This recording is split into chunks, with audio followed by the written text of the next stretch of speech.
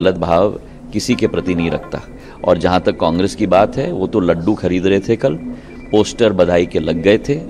हम लोग बड़े चुपचाप से अपना काम कर रहे थे, क्योंकि हमें पूरा विश्वास था कि जनता का आशीर्वाद भारतीय जनता पार्टी के साथ रहा है और जनता ने अपना निर्णय साफ कर दिया है। और जो लोग कद की बात कर रहे थे, ग्वालियर चंबल संभाग की जनता ने और मध्य प्रदेश की जनता ने उनको अपना कद दिखा दिया है।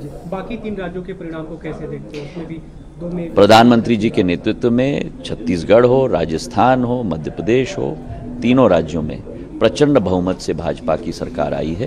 प्रधानमंत्री जी का नेतृत्व देश की 140 करोड़ जनता के लिए गौरव का विषय है और प्रधानमंत्री जी के नेतृत्व में भारत विश्व पटल पर नई ऊंचाइयां छू रहा है। क्या विनिंग एमएलए ये ज्योतिरादित्य सिंधिया के अपने संभाग के अंदर भारतीय दिस मैन हैज डिलीवर्ड। आपको देना पड़ेगा अमन इनको कि इन्होंने अपने एरिया में डिलीवर करा है। टफेस्ट एरिया था और मैं आपको बताऊं मिडनाइट मीटिंग्स हुई हैं वहां पर। गृह मंत्री अमित शाह थे। एक दिन मैं आपके साथ एक बात शेयर कर रहा हूं, आधी रात तक बैठक चलती रही है, सब बागियों को बुलाया गया, उनसे बात करी गई, कहा अगर कमल का फूल नहीं जीतेगा, नरेंद्र मोदी नहीं जीतेगा तो सोचिए क्या होगा। तो मोदी फैक्टर यूनाइट कर रहा था और अमित शाह ग्राउंड पे यूनाइट कर रहे थे और जेपी नड्डा ने भी बहुत मेहनत करी है इन तमाम इलाकों। लेकिन लड्डू तो कांग्रेस ने ऑर्डर कर दिए थे, वो तो अभी बता रहे हैं सिंधिया जी। नीरज जी लड्डू कहां गए अब सारे? आप लोगों ने लड्डू ऑर्डर कर दिए थे, अभी सिंधिया जी ने बताया।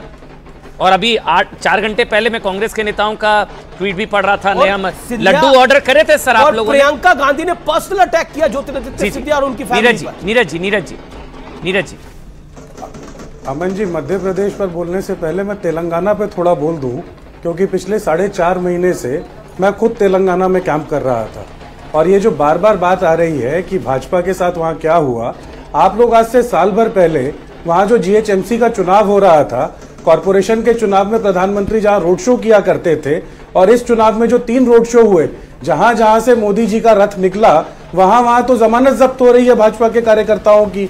और ये जो बात हम लोग बार बार कह रहे थे कि ये जो बीजेपी, एमआईएम और बीआरएस की जो जुगलबंदी है उसको जनता ने समझा।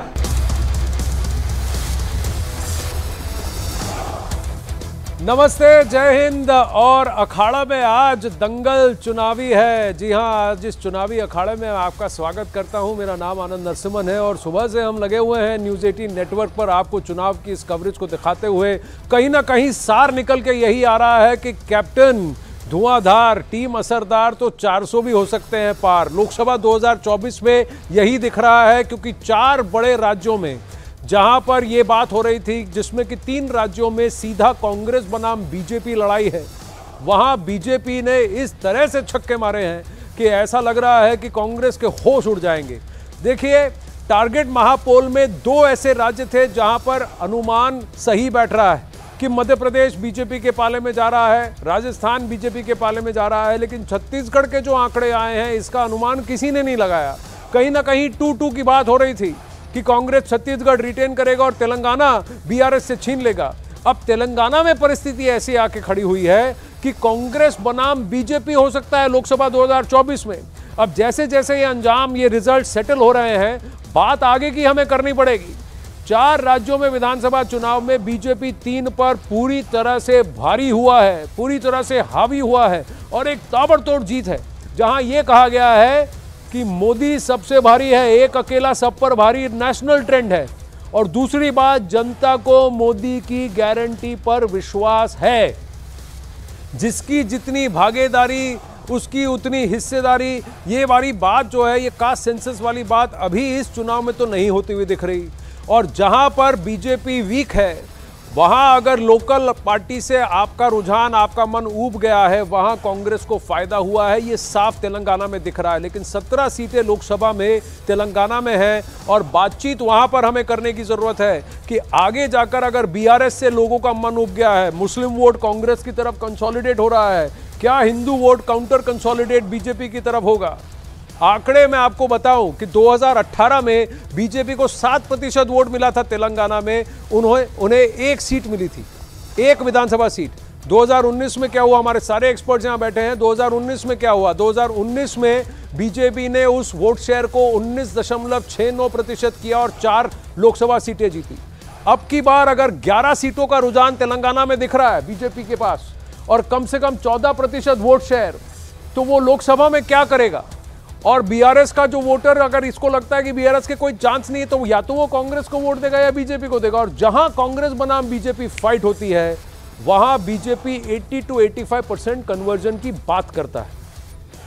ये 196 200 सीटें थी, अब 220 सीटें पकड़ लीजिए। अब वहां पर 200-325 पार, अप्रत्याशित जो उन्होंने टारगेट सेट किया था, क्या ये हो सकता है? हमारे साथ बहुत सारे एक्सपर्ट्स हैं, अमिताभ सिन्हा भी हमारे साथ जुड़े हैं, विजय कौशिक जी हैं, कई सारे ऐसे एक्सपर्ट्स हैं। राजीव प्रताप रूडी जी हमारे साथ हैं इस वक्त। राजीव प्रताप रूडी जी नमस्ते, बधाई हो। मैं आनंद नरसिम्हन बोल रहा हूं। इस चुनावी दंगल में, इस अखाड़े में तो आपने, लगता है आपका मतलब बीजेपी ने कांग्रेस को ऐसा पटक दिया है, खासकर छत्तीसगढ़ में। आपको लगा था कि ये होगा?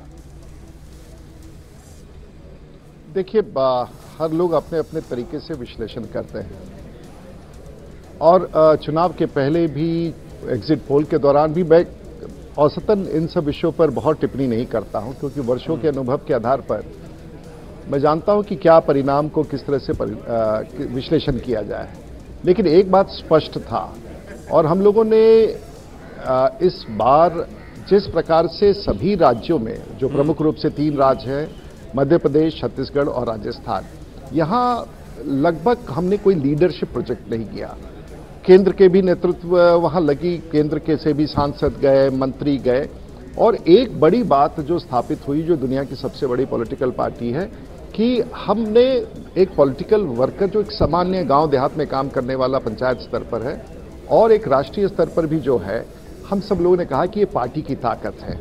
और ये जिस दिन पूरे जो दुनिया की सबसे बड़ी राजनीतिक पार्टी है वो स्थापित हो जाए, तो मैं समझता हूं कि ये बहुत बड़ी उपलब्धि है। और उसके ऊपर एक और बैंड था जो बिल्कुल एपेक्स बैंड था, वो था देश के प्रधानमंत्री का। जब उन्होंने कहा कि गारंटी है, लोग गारंटी किसी के कह देने से नहीं हो, बट किसी के प्रति अगर आस्था हो, अगर मैं अपने क्षेत्र में किसी वर्कर को कहता हूं कि मेरी गारंटी है, तो मुझ पर भरोसा करता है। तो आज पूरा देश, अगर देश के प्रधानमंत्री ये कहते हैं कि मेरी गारंटी है, तो भरोसा हो। भरोसा इसलिए नहीं होता कि कल कुछ करना है, पिछला इतिहास, पिछला कार्यशैली, पिछला सोचने का तरीका, पिछला प्रयास, ये सब मिल करके एक परिणाम देता है जो आज इन राज्यों में दिख रहा है। तो मैं समझ रहा हूं कि ये बहुत बड़ी उपलब्धि है। ये जो गारंटी थी, वो सचमुच की एक जेन्युइन गारंटी, एक जेन्युइन पर्सन की तरफ से था, वो जो देश के प्रधानमंत्री है। और लोग सुनना चाहते हैं इस प्रकार की बात कि भाई कौन अंतिम रूप से जिम्मा ले रहा है। और जिस दिन देश के प्रधानमंत्री ने अपने ऊपर जिम्मा ले लिया, फिर तो परिणाम बदल चुके ही थे। देखिए, कर्नाटक से क्या एक बहुत बड़ी सीख बीजेपी ने ये ली कि चाहे वो सेंटर, स्टेट से सेंटर की तरफ कद्दावर नेता भेजे, उनको वापस जमीन पर भेजना जरूरी है, उनको जमीन पर काम करना जरूरी है। क्या ये वजह थी कि बहुत सारे सांसदों को, मंत्रियों को आपने कहा कि जाइए फिर से विधानसभा का चुनाव लड़िए? आपने कहा you need to have skin in the game. अगर आपका फिर, क्योंकि ये वैसा ही हो गया ना कि अगर आप जीते तो ठीक है, बेड़ा पार, नहीं तो आपकी खत्म, पॉलिटिकल रिटायरमेंट ले लीजिए, संन्यास ले लीजिए। ये अल्टीमेटम दे दिया कई लोगों को आपने।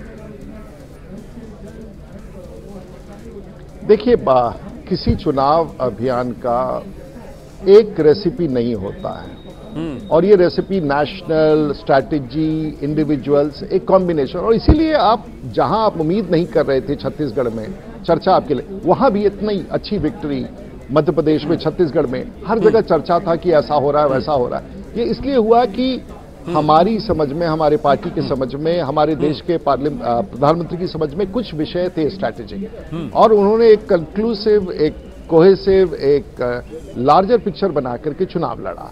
और ये तो मैं समझता हूं कि दुनिया में इतना बड़ा स्ट्रैटेजिस्ट देश